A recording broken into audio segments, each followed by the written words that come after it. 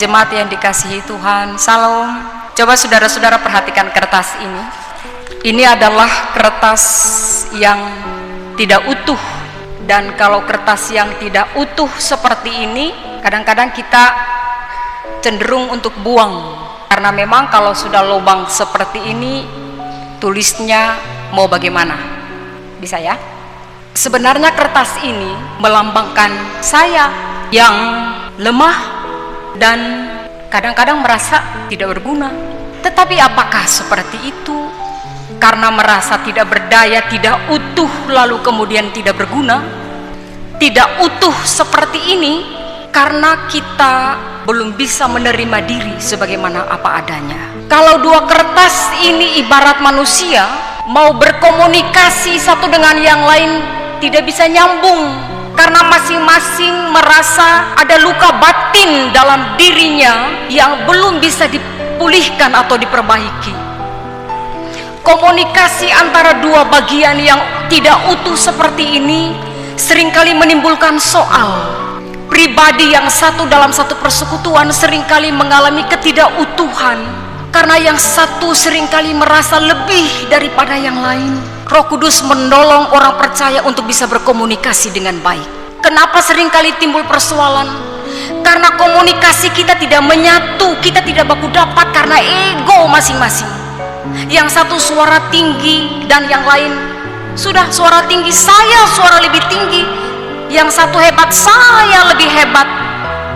Jadi faktor komunikasi, bahasa itu saling perlu dalam hidup ini. Roh Kudus mengingatkan orang percaya untuk bisa berkomunikasi dengan baik. Jadi kalau ada orang yang tidak bisa memahami orang lain karena faktor bahasa, pertanyaannya adalah apakah dalam dia ada Roh Kudus yang memimpin untuk bisa memahami, untuk bisa mengerti, untuk bisa menjiwai orang lain sesuai dengan konteks pribadi masing-masing. Nah, kalau misalnya dua pribadi yang tidak utuh karena masalah luka batin, masalah trauma dalam hidup keluarga dan pekerjaan dan lain sebagainya, itu kadang-kadang membuat orang tidak berharga. Tidak ada orang yang tidak berharga di hadapan Allah. Semua orang berharga, semua orang bernilai, semua orang diberikan kuasa Roh Kudus dari Allah. Supaya apa? Supaya menjadi saksi baginya dimanapun kita berada. Kalau ini kita satukan menjadi satu kertas, saudara dan saya akan melihat tidak ada lagi lubang yang kelihatan. Karena lubang-lubang kepahitan, lubang kekecewaan, lubang yang membuat kita merasa tidak berdaya telah ditutupi oleh pekerjaan Roh Kudus. Kita menjadi pribadi yang utuh. Kita menjadi pribadi yang jauh lebih baik. Kita menjadi pribadi yang berguna.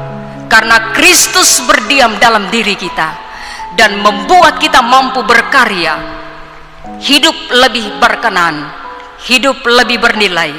Karena Roh Kudus akan tutupi tiap-tiap kelemahan kita, merubah sifat ego, merubah sifat keras, merubah sifat malas tahu menjadi pribadi yang jauh lebih baik dan lebih baik. Tuhan memberkati kita. Amin.